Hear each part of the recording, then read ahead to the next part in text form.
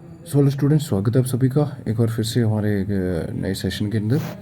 और यहाँ पे हम बात करने वाले हैं इम्पोर्टेंट टॉपिक जो कि रहने वाला है हमारा language competence and communication skills. ठीक है, और जो बच्चे हमारे बीएड कर रहे हैं जम्मू यूनिवर्सिटी से या फिर इसके एफिलेटेड जो भी हमारे प्राइवेट कॉलेजेस आते हैं या फिर हमारा जो directorate of distance education university of Jammu के अंडर है, उन सब बच्चों के लिए रहने वाली इंपॉर्टेंट वीडियो। ठीक है, और अगर किसी का टॉपिक है constitution provisions and policies of language education article 343 से लेकर 351, तो अगर किसी भी बच्चे का ये टॉपिक है किसी भी करिकुलम, जैसे सोशल साइंस के अंदर कवर होता है ये या इंग्लिश के अंदर कवर होता है, ठीक है, तो वहाँ पे अगर है तो इसको जो बच्चे हैं वो सारे देख सकते हैं। और मैं आपको यहाँ पे बिल्कुल सरल तरीके से ये चीज़ें कवर करवाने की कोशिश करूँगा। ठीक है, जिससे आपको अभी के अभी जो है वो हर एक आर्टिकल जो है वो किससे डील करता है वो आपको लर्न हो जाए। ठीक है, बाकी तो आप लिख ही सकते हो, लेकिन अगर आपको पता नहीं है कि 43 किसके साथ डील करता है या 44, तो आप नहीं कर पाओगे। ठीक है, सो जो भी बच्चे नए हैं, ठीक है, सबसे पहले चैनल को सब्सक्राइब करो। ठीक है, और वीडियो को लाइक करना नहीं भूलना है आप लोगों ने। इसकी पीडीएफ के लिए आपको कहीं नहीं जाना है, पीडीएफ के लिए आपको एक ही जगह जाना है और वो जाना है टेलीग्राम पे। ठीक है, तो टेलीग्राम चैनल पे ज्वाइन करो। ठीक है, वहाँ पे आपको मैं इसकी पीडीएफ जो है वो प्रोवाइड कर दूँ। तो देखो यहाँ पे कहता है कि India's approach to language education is shaped by several constitutional provisions and policies that reflect its linguistic diversity. तो बहुत सारे कॉन्स्टिट्यूशन के अंदर जो प्रोविजंस दी गई है, ठीक है, एंड बहुत सारी पॉलिसीज हम लेके आते हैं ताकि जो हमारी लैंग्वेज है उसको ज़्यादा से ज़्यादा बढ़ा सकें, या बहुत सारी जो हमारी लैंग्वेज है जो इंडेंजर लैंग्वेज है यानी वो ख़त्म होने की कगार पे हैं उनको प्रिजर्व कर सकें। तो उसके लिए बहुत सारी जो है वो पॉलिसीज हम लेके आते हैं। ठीक है, या कॉन्स्टिट्यूशन के अंदर सर्टन प्रोविजंस हैं, कुछ आर्टिकल्स डील करते हैं। ठीक है, एंड और ये क्या दर्शाता है, रिफ्लेक्ट क्या होता है, दर्शाना। तो ये दर्शाता है कि इंडिया के अंदर बहुत सारी भाषाएं जो है वो बोली जाती हैं। ठीक है, तो linguistic diversity around the world अगर हम बात करें टोटल तो 6000 जो भाषाएं वो बोली जाती हैं। ठीक है, एंड कहता है कि कुछ जो है वो इंडेंजर्ड हो चुकी हैं, कुछ एक्सटिंक्ट हो चुकी हैं। ठीक है, क्योंकि उनका प्रॉपर उतना हमने कुछ प्रोविजंस नहीं बनाई थी उनको प्रिजर्व करने के लिए। ठीक है, कोई पॉलिसीज़ नहीं लेके आए थे। तो यहाँ पे हम बात करेंगे then several efforts have been made after independence, यानी आज़ादी के बाद बहुत सारे जो है वो एफर्ट्स लगाए गए ताकि हम जो भी अपनी लैंग्वेजेस हैं इंडिया के अंदर उनको बढ़ा सकें एंड उनको प्रिजर्व कर सकें, यानी संरक्षण कर सकें उनका। देन आ जाएगा था कॉन्स्टिट्यूशन ऑफ इंडिया अडॉप्ट किया गया 26 नवंबर 1949 के अंदर, एंड यहाँ पे केम इनटू फोर्स, ये लागू हुआ 26 जैन 1950 को। उसके बाद बहुत सारे जो आर्टिकल है हमारे इंडियन कॉन्स्टिट्यूशन के अंदर जो कि डील करते हैं हमारे लैंग्वेजेस के साथ। ठीक है, लैंग्वेज को प्रमोट करना। ठीक है, यूनियन की क्या लैंग्वेज रहेगी, स्टेट में जब आप कम्युनिकेट करोगे इन बिटवीन स्टेट या विद यूनियन के साथ, तो आपकी क्या लैंग्वेज रहेगी। ठीक है, ग्रीवियंसेस किस में जाएगा, सुप्रीम कोर्ट का लैंग्वेज क्या होगा, तो वो उसके लिए बहुत सारे आर्टिकल्स लेके आए। ठीक है, माइनॉरिटीज़ जो या लिंग्विस्टिक जो माइनॉरिटी है उनको बढ़ावा देने के लिए। ठीक है, तो बहुत सारे जो है वो आर्टिकल डील करते हैं। ठीक है, जो कि हमारे कहाँ पे लिखे गए हैं, कॉन्स्टिट्यूशन के अंदर।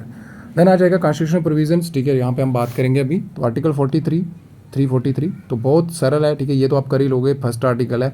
तो इसमें देखो सबसे हेड पे कौन बैठा होता है, तो यूनियन सेंटर है ना। तो बस ऑफिशियल लैंग्वेज क्या होगा यूनियन का, तो ऐसे याद रख लेना कि फर्स्ट आर्टिकल है तो फर्स्ट पोजीशन पे हमारा यूनियन। तो इसका आर्टिकल का ट्रिक याद रख सकते हो आप। ठीक है, तो कि ऑफिशियल लैंग्वेज जो है यूनियन की क्या रहेगी, तो आर्टिकल 343 कहता है कि आपकी जो ऑफिशियल लैंग्वेज है यूनियन की वो रहेगी हिंदी और देवनागरी स्क्रिप्ट के अंदर रहेगी, और आप उसको एज ऑफिशियल लैंग्वेज जो है वो यूनियन की यूज़ करोगे। और इंग्लिश जो है वो कंटिन्यू रह सकती है, ध्यान से सुनना, इंग्लिश जो है वो कंटिन्यू ऑफिशियल पर्पज़ के लिए आप यूज़ कर सकते हो अनटिल जब तक पार्लियामेंट डिसाइड नहीं करता। अगर पार्लियामेंट चेंज कर देता है तो आप उसको जो भी चेंज करके रखेंगे वो रख लोगे। ठीक है, लेकिन इंग्लिश जो है वो कंटिन्यू रहेगी। ठीक है, 15 years from the commencement of constitution, यानी कॉन्स्टिट्यूशन लागू होने के बाद 15 साल तक। ठीक है, और आर्टिकल 343 हो गया हमारा। अब आ गया आर्टिकल 344, बहुत आसान है ये भी। ठीक है, देखो अभी हमने क्या करा, यूनियन की लैंग्वेज देखी, लेकिन अब हम देखेंगे कि यूनियन की जो लैंग्वेज होगी, ठीक है, तो उसके लिए कुछ कमीशन एंड कमेटीज़ तैयार कर दो कि अगर अपनी हिंदी लैंग्वेज को बढ़ावा देना है तो क्या कर दो, कमीशन एंड कमेटीज़ बना दो। ठीक है, ऑन ऑफिशियल लैंग्वेज। तो ये आ गया 344, आसान है ये भी। पहला हमने देखा कि यूनियन की ऑफिशियल लैंग्वेज क्या होगी, सेकंड आ गया कि कमीशन एंड कमेटी बना दो। ठीक है, ऑफिशियल लैंग्वेज के ऊपर। तो देखो यहाँ पे क्लास 1 जो है इसका आर्टिकल 344 का वो कहता है कि मैंडेट करता है प्रेसिडेंट को कि आप एक कमीशन बनाओगे। ठीक है, किसके ऊपर, ऑफिशियल लैंग्वेज के ऊपर। ठीक है, and at the expiration of 5 और 10 years from the commencement of constitution, मतलब कॉन्स्टिट्यूशन जो है उसके लागू होने के बाद 5 या 10 ईयर्स के बाद। ठीक है, देन क्लास 2 क्या कहता है कि द कमीशन जो है उसकी ड्यूटी क्या रहेगी, ध्यान से सुनना, कमीशन की ड्यूटी रहेगी कि आपको रिकमेंडेशंस देनी है कि जो हिंदी लैंग्वेज है हमारी, इसका जो यूज़ हो रहा है कितना सही से हो रहा है, ठीक है। एंड आपको रिकमेंडेशन देनी है कि रिस्ट्रिक्शन करना है हमको, यानी यूज़ नहीं करना है हमको किसका, इंग्लिश लैंग्वेज का। तो ये क्लास सेकंड आ गया। देन क्लास 4, अब अगर क्लास नहीं भी लिखने होंगे तो सिंपली ये लिख के आ जाना। अगर आपको लगता है कि क्लास कौन लर्न करेगा तो सिंपली लिख के आ जाना। देन क्लास 4 कहते हैं कि इस्टेब्लिश करो एक committee of parliament to examine the commission recommendation, मतलब जो हम कमीशन बनाएंगे उसकी जो रिकमेंडेशंस होंगी उनको अभी हमें एग्जामिन भी तो करना है ना, जांच भी तो करनी है ना कि सही है कि नहीं है। तो उसके लिए क्या करो, एक कमेटी बना दो, ठीक है, जो कि जांच करेगी कि जो कमीशन की रिकमेंडेशन है वो सही है कि नहीं। तो ये आ जाएगा हमारा 344 आर्टिकल। अब देखो 345 आर्टिकल कैसे करोगे आप, देखो फाइट, 5 से क्या करोगे याद आप, फाइट, फाइट होगी किसकी, ठीक है, स्टेट के अंदर फाइट होगी। जैसे आपने देखा होगा अभी JNK के अंदर हमारी जब डोगरी जो है उसको ऑफिशियल लैंग्वेज घोषित किया गया तो बहुत सारे पंजाबी लैंग्वेज को लेके बोल रहे थे, या बहुत सारा यहाँ पे फाइट हो गई कि हमारी इस लैंग्वेज को भी जो है वो ऑफिशियल लैंग्वेज का जो है वो दर्जा दो। तो वही आ गया कि 345 मतलब फाइट। तो कहते हैं कि official language or language of a state क्या रहेगी, ठीक है। तो कहते हैं कि स्टेट के पास पूरी अथॉरिटी है, ठीक है, कि आप किसी भी एक या एक से ज़्यादा लैंग्वेज को वो यूज़ कर सकते हो एज ऑफिशियल लैंग्वेज, या फिर हिंदी को भी आज है ऑफिशियल लैंग्वेज आप जो है वो रख सकते हो। तो यहाँ पे याद रख लेना 345 मतलब फाइट चल रही है कि हम स्टेट के अंदर कौन सी लैंग्वेज जो है उसको रखेंगे। ट्रिक क्या है, फाइट नहीं एक्चुअल में चल रही है लेकिन ट्रिक है, ठीक है। 345 मीन्स फाइट चल रही है कि हम स्टेट जो है उसकी ऑफिशियल लैंग्वेज क्या रहेगी, ठीक है। तो आपके पास चॉइस है, कोई भी रख सकते हो, एक या एक से ज़्यादा। जैसे JNK के अंदर देखोगे तो बहुत सारी लैंग्वेज हैं, जैसे उर्दू हो गया, ठीक है, हमारी डोगरी हो गया, ठीक है। तो ये सारी लैंग्वेज जो है वो चलती है हमारी। और देन आ जाएगा आर्टिकल 346। अब देखो फाइट चल रही थी, फिक्स कर दो उसको। तो फिक्स कैसे होगा, जब हम बात करेंगे एक दूसरे के साथ, ठीक है। तो कहते हैं कि ऑफिशियल लैंग्वेज क्या होगी, communication between one state and another, या फिर between a state and the union, यानी स्टेट और सेंटर के बीच में कम्युनिकेशन अगर होना है करना है, या फिर दो स्टेट आपस में अगर कम्युनिकेट करना चाहें तो कौन सी लैंग्वेज यूज़ करेंगी, क्या ऑफिशियल लैंग्वेज रहेगी। तो ये देखो 6 मीन्स फिक्स करते हैं उस फाइट को, ठीक है। फिक्स कैसे होगा, बात करके। तो बात किस किस के बीच में होगी, दो स्टेट के बीच में हो सकती है, या दो से ज़्यादा के बीच में भी हो सकती है, या फिर स्टेट एंड यूनियन के बीच में, ठीक है। बहुत सरल ट्रिक है ये। 5 फाइट हुई, ठीक है, कि कौन सी लैंग्वेज होगी स्टेट की ऑफिशियल। 6 में आ जाएगा कि अभी इसको हम फिक्स करते हैं, ठीक है। 6 मीन्स फिक्स करते हैं, ठीक है। तो फिक्स कैसे होगा, कम्युनिकेट करके होगा, ठीक है।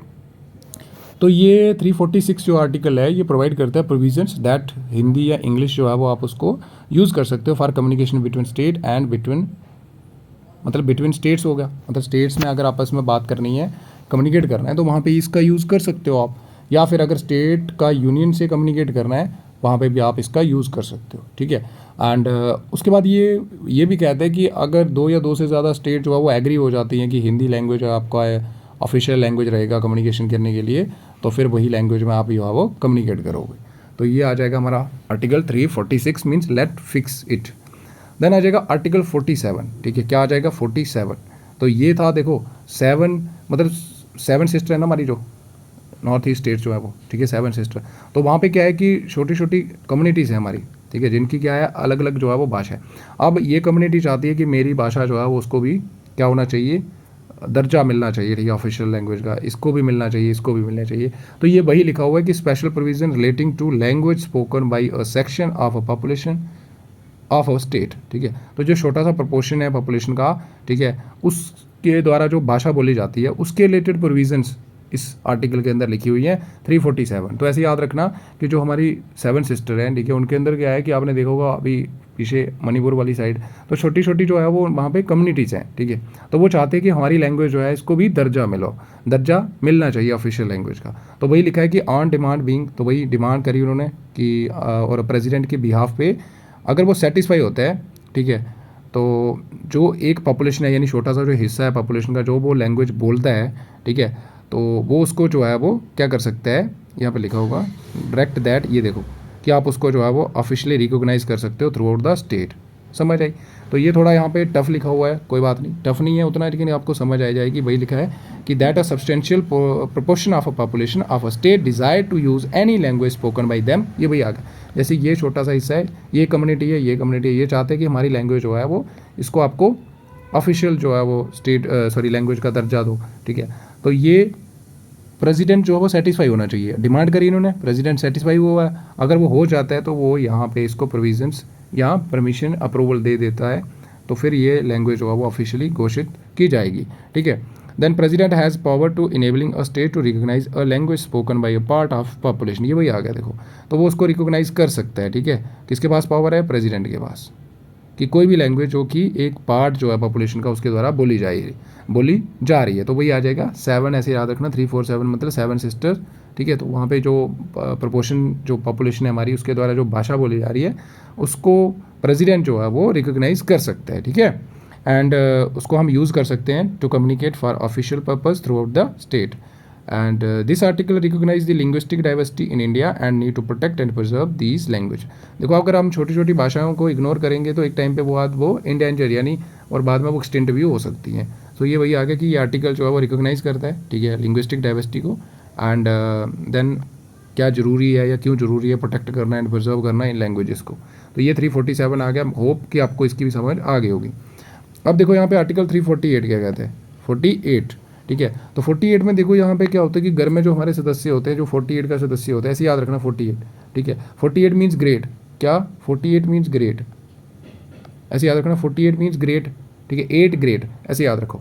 अब ग्रेट से कैसे याद रखोगे? ग्रेट मीन्स जो सबसे बड़ा होता है, तो वैसे ही सबसे बड़ा कौन होता है हमारे यहाँ पे जो सबसे ज़्यादा देखता है लीगल इशूज़, तो supreme court and high court. तो कहते हैं कि supreme court and high court के अंदर जो भी एक्ट या बिल होंगे उसकी कौन सी लैंग्वेज होगी, समझ आइए आपको। तो 8 मीन्स ग्रेट, ऐसे याद रखना ट्रिक से, 8 मीन्स ग्रेट, ठीक है। तो ग्रेट मीन्स सबसे महान होता है जो, ठीक है। तो सुप्रीम कोर्ट के पास सबसे ज़्यादा पावर होती है, हाई कोर्ट के पास भी कोई भी जो ऑर्डर होता है, ठीक है, अगर वो अगेंस्ट द पब्लिक है, ठीक है, तो उसको वो खारिज कर सकता है, ठीक है। तो ग्रेट मीन्स सबसे महान। तो कहते हैं कि जो भी सारी प्रोसीडिंग होंगी सुप्रीम कोर्ट के अंदर या हर एक हाई कोर्ट के अंदर वो इंग्लिश लैंग्वेज के अंदर होंगी, अनटिल जब तक कि कोई पार्लियामेंट डिसाइड नहीं करता। अगर पार्लियामेंट चाहे तो वो डिसाइड कर सकता है कोई और लैंग्वेज। उसके बाद देखो यहाँ पे आर्टिकल 349, ठीक है, क्या आ गया? 349। तो ऐसे याद रख लेना, 9 मीन्स 9 लॉज लेके आए वो, कि जो भी लैंग्वेज है, ठीक है, उसके रिलेटेड जो भी नए अगर कोई लॉ या अमेंडमेंट करनी है, ठीक है, तो special procedure for enactment of certain laws relating to language, ठीक है, ऐसे याद रखना। तो it lays out a special procedure for the introduction or movement of any bill or amend related to language during the first 15 years after the adoption of constitution. ये वही आ गया, ठीक है, कि क्या प्रोसीजर रहेगा फर्स्ट 15 ईयर्स में अगर आप कोई बिल लेके आते हो, ठीक है, अमेंडमेंट के रिलेटेड, ठीक है, किसी भी लैंग्वेज के। तो कहते हैं कि the language use for any of the purpose mentioned in the class 1 of article 348 can not be change without the prior approval of the president. तो मतलब आप उसको चेंज नहीं कर सकते जब तक कि प्रेसिडेंट का अप्रूवल नहीं मिल जाता। तो ये आ जाएगा 349। 349 में मैंने क्या बोला कि 9 लॉज रिलेटेड टू लैंग्वेज, तो मतलब ये भी आ जाएगा 9 लॉज, ऐसे याद रख सकते हो आप इसको। इसमें कोई एम्बिग्यूटी तो है नहीं कि किसी के साथ मैच कर रहा है। देन आ जाएगा कि अप्रूवल जो है वो तभी ग्रांट किया जाएगा जब प्रेसिडेंट जो है वो कंसिडरेशन जो भी दी गई है, रिकमेंडेशंस किसके द्वारा, रिकमेंडेशन जो दी गई हैं उनको जब तक वो कंसीडर करेगा, ठीक है, एंड जो कमीशन के द्वारा दी गई हैं जो रिकमेंडेशन एंड जो रिपोर्ट दी गई है कमेटी के द्वारा, ठीक है, तो अगर वो उसको लगता है कि हाँ ठीक है तो उसके बाद ही वो जो है वो अप्रूवल ग्रांट करेगा, कौन? प्रेसिडेंट। देन आ जाएगा आर्टिकल 350, ठीक है। तो अब ऐसे याद रखो कि फॉर एग्जांपल आपने कोई एग्ज़ाम दिया था तो वहाँ पे क्या होगा 50-50 रिजल्ट जो है वो गड़बड़ होगी, मतलब आपका 50% आपके हिसाब से चीज़ें सही हैं लेकिन 50% आपके फेवर में नहीं है। तो अभी ये यहाँ पे आ जाएगा कि तो आपको क्या करना पड़ेगा, ग्रीवियंस, शिकायत है आपकी, ठीक है, ग्रीवियंस सेल में जाना पड़ेगा, जो सबमिट करवानी पड़ेगी आपको एप्लीकेशन। तो 50-50 आ जाएगा कि मेरा क्या होगा कि 50-50 इशू हो गया, ठीक है, या मेरे साथ जो है वो मेरा जो रिजल्ट है वो 50% सही है, 50 सही नहीं है। तो अभी आपको आगे आ गया ग्रीवियंस, शिकायत करोगे आप। तो वही आ गया कि language to be used in representation for a redress of grievances. तो यहाँ पे आएगा कि कोई भी पर्सन जो है उसके पास पूरा राइट है कि वो अपनी रिप्रेजेंटेशन जो है वो फॉर रिड्रेस ऑफ ग्रीवियंस किसी भी लैंग्वेज के अंदर जो है वो डाल सकता है, ठीक है, यूनियन और दी स्टेट, जो कि लैंग्वेज यूज़ की जा रही है यूनियन के अंदर या स्टेट के अंदर, तो किसी भी लैंग्वेज का यूज़ करके जो है वो अपनी ग्रीवियंस जो है वो या रिप्रेजेंटेशन जो है वो डाल सकता है। उसके बाद देखो आर्टिकल 350A, तो ABC कब सिखाते हैं हम बच्चे को? प्राइमरी स्टेज पे सिखाते हैं। तो बस वही लिख दिया कि 350A के अंदर आ गया कि आप जो है वो मदर टंग का यूज़ करोगे प्राइमरी स्टेज पे, समझ आई। ABC कब सिखाते हैं ये सबको पता है, अल्फ़ाबेट्स, ठीक है। तो कहते हैं कि facilities for instruction in mother tongue eight primary stage. तो कहते हैं कि प्राइमरी स्टेज पे आप जो है वो मदर टंग लैंग्वेज का यूज़ करोगे इंस्ट्रक्शंस देने के लिए, नहीं पढ़ाने के लिए। तो कहते हैं कि direct every state and local authorities to provide adequate facilities for instructions in mother tongue at the primary stage of education. वही आ गया। ठीक है। तो ABC कब सिखाते हैं? अब देखो B आ गया यहाँ पे 350B, तो B मीन्स स्पेशल ऑफिसर जो है वो आप अपॉइंट करोगे for linguistic minorities.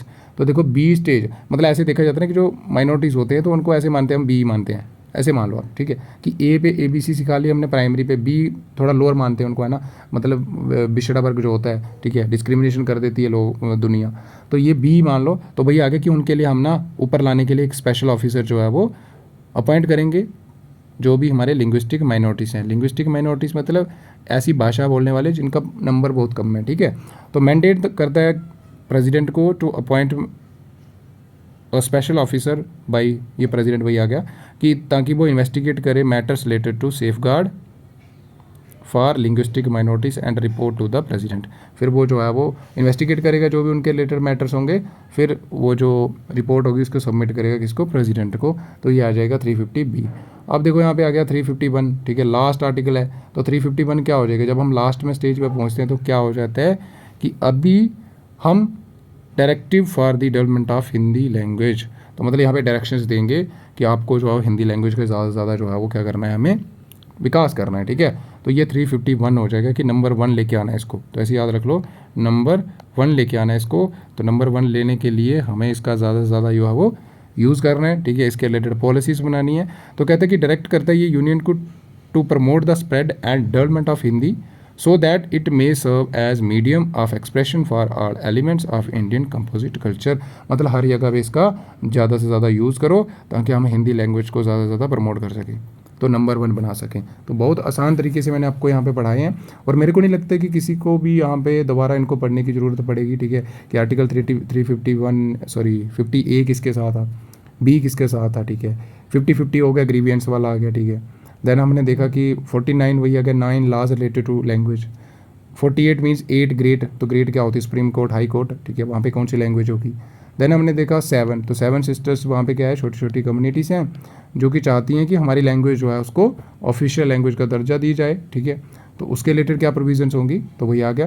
And 6 late fix it, ठीक है, कम्युनिकेट करो, तो कम्युनिकेशन के लिए कौन सी लैंग्वेज यूज़ की जाएगी? Between states and between state and union.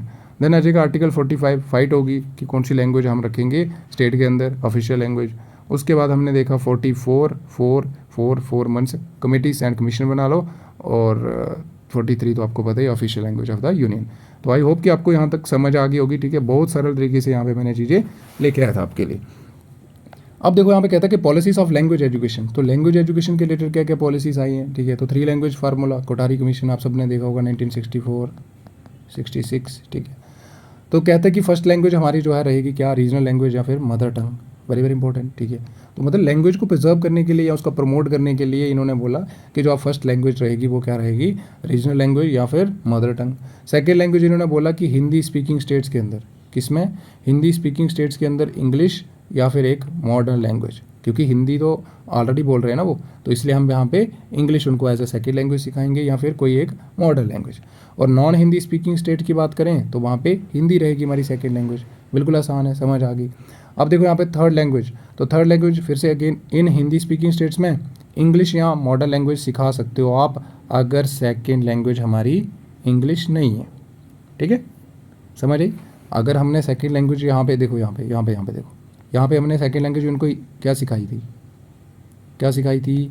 Second language Hindi, लेकिन यहाँ पे सेकेंड लैंग्वेज क्या सिखाई? जहाँ पे हिंदी स्पीकिंग स्टेट्स थी इंग्लिश, तो मतलब अभी हम जो थर्ड लैंग्वेज होगी वो इंग्लिश नहीं रहेगी, वो हम कोई मॉडर्न लैंग्वेज सिखाएंगे, ठीक है। और नॉन हिंदी स्पीकिंग स्टेट्स की बात करें तो वहाँ पे इंग्लिश या फिर कोई भी मॉडर्न लैंग्वेज, ठीक है, आप उनको सिखाओगे। तो ये 3 लैंग्वेज फार्मूला था, ठीक है। देन देखो यहाँ पे 3 लैंग्वेज फार्मूला जो है to promote national integration while preserving regional language and culture, तो मतलब प्रमोट करना है नेशनल इंटीग्रेशन को, हमें राष्ट्रीय एकीकरण को, ठीक है। और देखो जब आप बहुत ज़्यादा भाषाएं सीखते हो तो बाहर जाके भी आप अच्छे से कम्युनिकेट कर पाओगे, ठीक है। तो इससे क्या होगा, जो हमारा राष्ट्रीय एकीकरण है वो होगा ना, और हमारी जो रीजनल लैंग्वेज है वो भी प्रिजर्व रहेंगी, क्योंकि आप फर्स्ट लैंग्वेज जो है वो क्या सिखा रहे हो? मदर टंग या रीजनल लैंग्वेज सिखा रहे हो, है ना, और हमारा कल्चर भी जो है वो प्रिजर्व रहेगा। देन आ जाएगा नेशनल एजुकेशन पॉलिसी, ठीक है, NEP 2020। और कहते हैं कि यहाँ पे इन्होंने ज़्यादा बढ़ावा दिया किसको? मदर टंग को, ठीक है, और लोकल लैंग्वेज को या फिर रीजनल लैंग्वेज को बहुत ज़्यादा बढ़ावा दिया कि आप इसको यूज़ करोगे as a medium of instruction, मतलब अगर बच्चों को पढ़ाना है at least until grade 5th class तक, और अगर प्रेफर मतलब अगर पॉसिबल है तो 8th तक भी आप जो है वो बच्चों को मदर टंग लैंग्वेज का यूज़ करोगे, या लोकल लैंग्वेज या फिर रीजनल लैंग्वेज का। तो ये किसके अंदर लिखा हुआ है? National education policy. Then encourage करते हैं ये, ठीक है, ज़्यादा फोकस या ज़्यादा बढ़ावा देते हैं कि जो टीचिंग होगी, ठीक है, या फिर आपको शिक्षण करना है, ज़्यादा क्लासिकल लैंग्वेज सिखानी है बच्चों को, ठीक है, लिटरेचर सिखाना है, ताकि जो लिंग्विस्टिक हेरिटेज है हमारी, वो विरासत जो चलती आ रही है वो बनी रहे, बच्चों को पता चलता रहे, ठीक है। देन जैसे संस्कृत वगैरह हो गया, ठीक है, classical languages. Then advocates for the promotion of multilingualism, ठीक है, मल्टीलिंगुअल, स्पेलिंग गलत लिख दी है मैंने यहाँ पे, MULTILINGUALISM होगा ये, ठीक है, ALISM। तो मल्टी लैंग्वेज जो है उसको प्रमोट करना है हमें, and national integration through language learning, ये वही हो जाएगा। Then promotion of classical and indigenous language के लिए भी बहुत सारे यहाँ पे पॉलिसीज़ वगैरह लेके आते हैं ये, जैसे special schemes and institutions such as, जैसे central institute of Indian language, जिसको CIIL कहते हैं, ये प्रमोट करता है स्टडी, ठीक है, ज़्यादा स्टडी करता है, रिसर्च करता है, ठीक है, क्लासिकल लैंग्वेज को लेके या उनके ऊपर, जैसे संस्कृत हो गया, तमिल, तेलुगु, कन्नड़ा हो गया, मलयालम हो गया, ठीक है, मलयालम एंड उड़िया हो गया। तो ये कुछ लैंग्वेज हैं, ठीक है, जिनके ऊपर ये ज़्यादा बढ़ावा देता है कि स्टडी करो एंड रिसर्च होती है यहाँ पे। And indigenous language and endanger language जो भी है हमारी, ठीक है, उनको भी स्पेशल अटेंशन दी जाती है, ताकि हम उनको जो है वो प्रिजर्व करके जो है वो रख सकें। And provide resource and training for teachers to effectively teach classical language, teachers को ट्रेनिंग दी जाती है, ठीक है, बहुत सारी पॉलिसीज़ आती हैं, ठीक है, ताकि वो भी बच्चों को जो है वो अच्छे एक प्रभावी तरीके से क्लासिकल लैंग्वेजेस जो है वो सिखा सके। देन आ जाएगा funding and resources are allocated for the preservation and promotion of endanger and indigenous languages.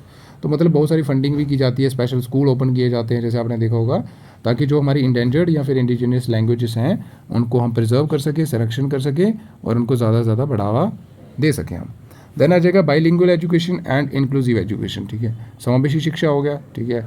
तो कहता है कि policies to ensure that linguistic minorities have access to education in their mother tongue. तो बहुत सारी पॉलिसीज़ लेके आए हुए हैं हम, ठीक है, जिसमें बहुत सारे स्कूल्स खोले गए हैं जो भी हमारे ऐसे माइनॉरिटीज़ हैं जो कि लिंग्विस्टिक हैं, ठीक है, जिनके स्पीकर बहुत कम हैं, तो उनके लिए स्कूल लेके आए हैं ताकि अपनी भाषा में वो सीख सकें, ठीक है, एजुकेशन जो है उसको गेन कर पाएँ। Special provision for linguistic minorities include, जैसे school, colleges that offer instruction in minority language, ये वही आ गया। एंड टेक्नोलॉजी का ज़्यादा यूज़ करना, promote the integration of digital tool to provide language learning resources, and development of language learning apps and online sources या courses to promote multilingualism, ठीक है, लिंग्विज्म।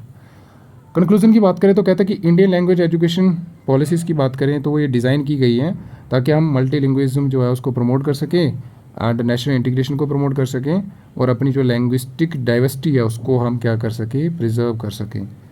तो इसीलिए हम जो है बहुत सारी पॉलिसीज़ लेके आते हैं, एंड बाकी कॉन्स्टिट्यूशन प्रोविज़न तो आपको पता ही चल ही गया होगा। तो इसी के साथ हमारा हो जाता है ये 2.1 ख़त्म, ठीक है। सो आई होप कि आपको अच्छा लगा होगा। वैसे गर्मी बहुत ज़्यादा है यहाँ पे, ठीक है, तो बहुत डिफ़िकल्ट हो जाता है कि आप 30 मिनट 20 मिनट जो है वो बिना फ़ैन के, लाइट के यहाँ पे रिकॉर्ड करो किसी चीज़ को, ठीक है। तो अगर आपके लिए अच्छा लगा हो ये, ठीक है, आपको वीडियो, तो आप ज़्यादा से ज़्यादा इसको शेयर करो अपने नियर एंड डियर के साथ, और PDF मैं आपको दे दूँगा यूनिट जैसे ही हमारा कंप्लीट होगा, ठीक है। टेलीग्राम ज्वाइन कर लेना आप। सो आज के लिए इतना ही, मिलते हैं अगली वीडियो में, तब तक के लिए bye bye and have a good day.